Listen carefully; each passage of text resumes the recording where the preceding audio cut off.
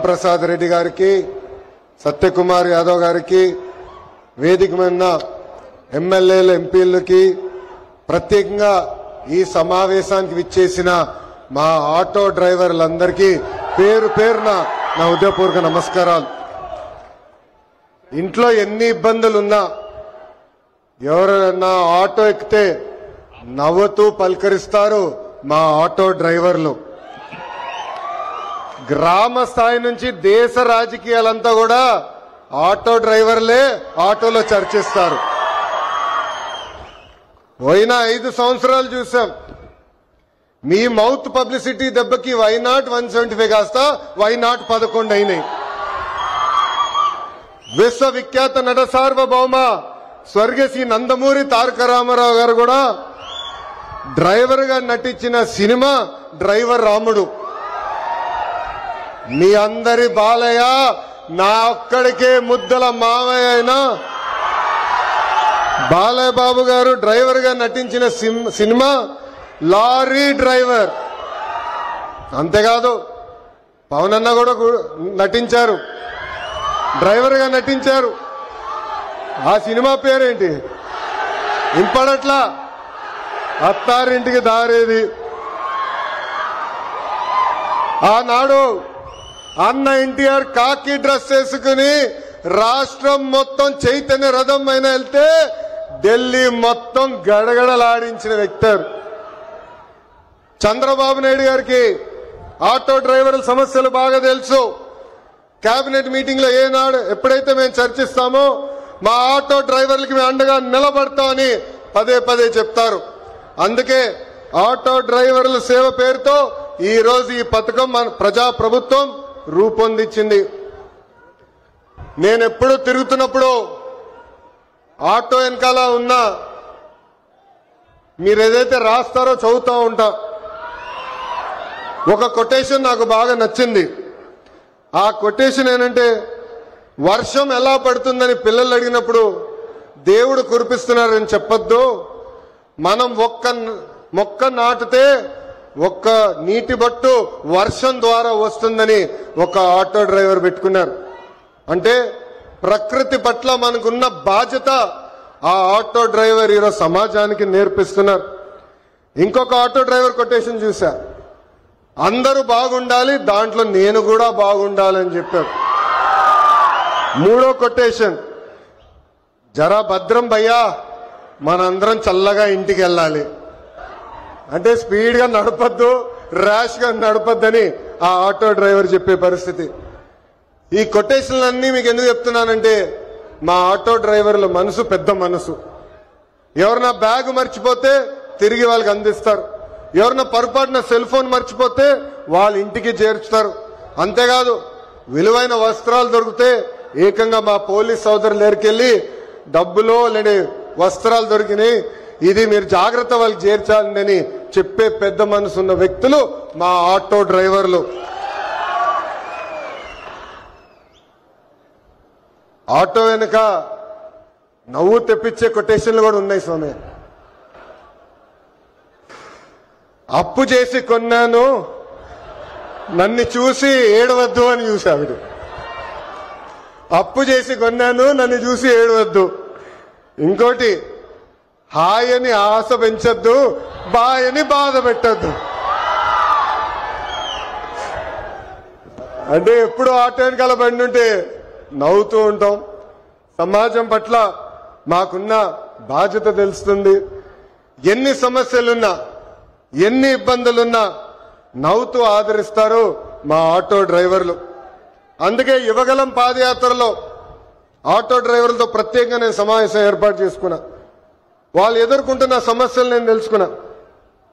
ఆనాడు ఆటో డ్రైవర్లు నాకు చెప్పింది ఒకటి, కుడి చేతిలో 10,000 పెడతారు, ఎడం చేతిలో 20,000 రూపాయలు లాగేస్తారని. అరే ఎట్లా లాగుతున్నారో భయ్య అని అడిగా. గ్రీన్ ట్యాక్స్ పెంచారు, 20,000 రూపాయలు చేసి బాదుతున్నారన్నారు. అదేవిధంగా రోడ్ల పైన ఉన్న గుంటలు పూడ్చట్లేదు, 5 సంవత్సరాలు ఎవరు పట్టించుకోలేదు. ఆ గుంటల వల్ల మా ఆటోలు రిపేర్లకు వస్తున్నాయి, దీనివల్ల చాలా చాలా ఇబ్బంది పడుతున్నామని ఆనాడు చెప్పారు. అందుకే మీ ఆదరణతో 94% సీట్లు ఈరోజు ప్రజా ప్రభుత్వం కైవసం చేసుకుంది. మన ప్రభుత్వం అధికారంలోకి వచ్చిన వెంటనే గ్రీన్ ట్యాక్స్ ని ఏకంగా 3,000 రూపాయలకి తగ్గిస్తాం జరిగింది.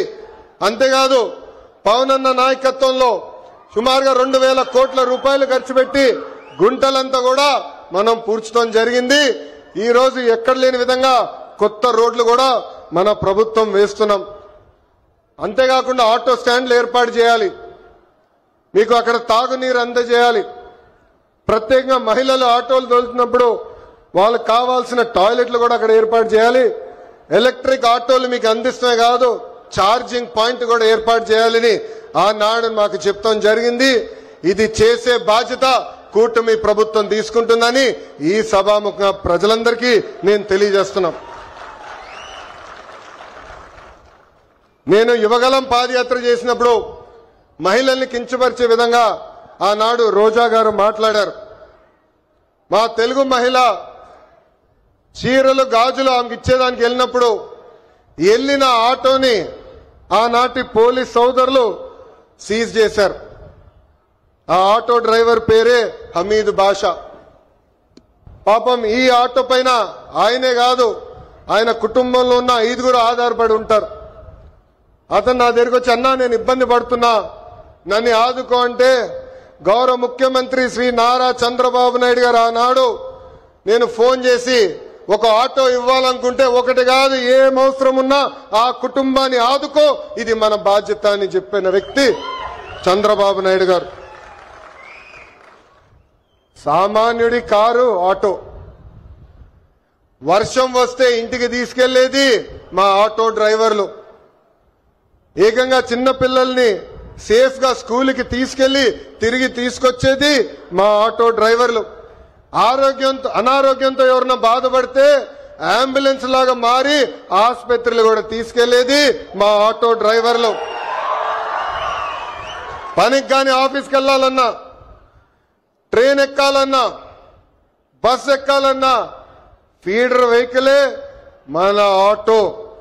మీరు ఆటో తోలి ప్రజలకి మెరుగైన సేవ చేస్తున్నారు కనుకనే మీ రుణం తీర్చుకునేదానికి ప్రజా ప్రభుత్వం ఈరోజు ఆటో డ్రైవర్ల సేవలు అన్న పథకాన్ని నేను రూపొందిస్తాం జరిగింది. కార్మికులు డ్రైవర్లు తమ వాహనాలు పూజలు చేసుకుంటారు దసరా పండగప్పుడు. దసరా పండగ అయిన కరెక్ట్ గా 3 రోజుల్లోనే ఈ రోజు ఆటో డ్రైవర్ల అకౌంట్ లో 15,000 రూపాయలు ప్రజా ప్రభుత్వం అందజేయబోతుంది. సుమారుగా 3 లక్షల మంది డ్రైవర్లకి ఈ కార్యక్రమం వర్తిస్తుంది.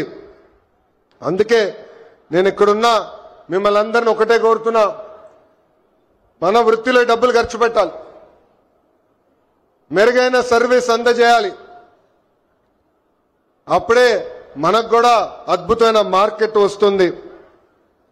ఆవకాయ పట్టాలన్నా, అంతరిక్షానికి వెళ్లాలన్నా, ఆటో అద్భుతంగా తోలాలన్నా మా మహిళలే చేయగలుగుతారు. నేను ఇక్కడికి వచ్చినప్పుడు ఏకంగా స్వర్ణలత గారు నన్ను నడిపారు. ఆమె ఇంట్లో పడుతున్న కష్టాలు నేను నేరుగా తెలుసుకునేదానికి అద్భుతమైన అవకాశం వచ్చింది. ఇక్కడ ఉన్న మగవాళ్ళ కన్నా మా అక్కనే అద్భుతంగా నడిపింది. ఈరోజు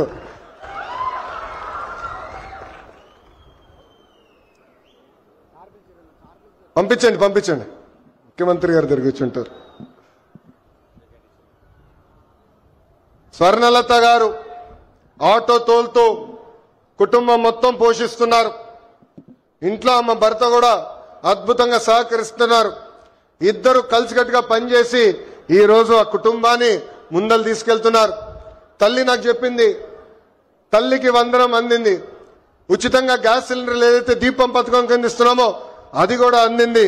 అంతేకాదు ఇంట్లో ఉన్న పెద్దమ్మ అత్తగారి కూడా ప్రజా ప్రభుత్వం ఈ రోజు పెన్షన్ కూడా ఇస్తాం జరుగుతుంది. అందుకే ఈ సభాముఖంగా ఇక్కడ ఉన్న మగవాళ్ళందరినీ నేను కోరుతున్నా, ప్రత్యేకంగా ఆటో డ్రైవర్లను కూడా కోరుతున్నా, మహిళల్ని మనం గౌరవించాలి. తెలుగు వాడక భాషల్లో మహిళల్ని కించపరిచే విధంగా కొన్ని పదాలు వాడతాం. గాజులు తొడుక్కున్నావా, చీర కట్టుకున్నావా అమ్మాయిలాగా ఏడవద్దని. దీనికి ఫుల్ స్టాప్ పెట్టాలి. ఇది మనం వాడకూడదు. ఈరోజు ఆంధ్ర రాష్ట్రంలో ప్రతి ఆటో డ్రైవర్ నేను కోరుతున్నా, ప్రజల్లో చైతన్యం తీసుకొచ్చే శక్తి మీలో ఉంది. మీరు ఏదైతే ఒక్క విషయం తలుచుకుంటే అది సాధించే శక్తి మీలో ఉంది. అందుకే మహిళల్ని గౌరవించాలనేది పదే పదే ఎవరైతే మీ ఆటో ఎక్కుతారో వాళ్ళకి తెలియజేయాలని ఈ సభాముఖంగా మిమ్మల్ని అందరినీ నేను కోరుకుంటూ, మా పైన ఒక పవిత్రమైన బాధ్యత మీరు పెట్టారు.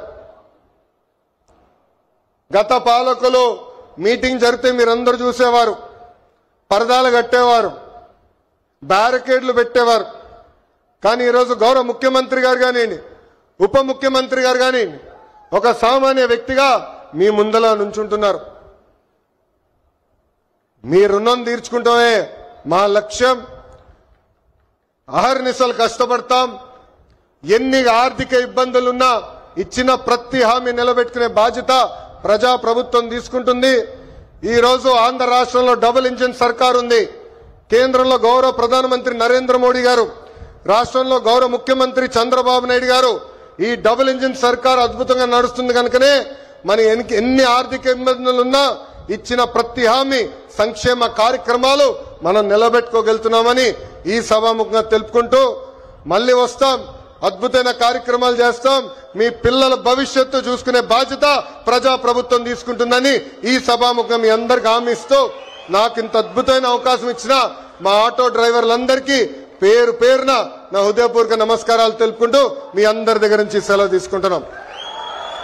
చంద్రబాబు నాయుడు గారి నాయకత్వం, చంద్రబాబు నాయుడు గారి నాయకత్వం, పవన్ అన్న నాయకత్వం, పవన్ అన్న నాయకత్వం, మోడీ గారి నాయకత్వం, మోడీ గారి నాయకత్వం.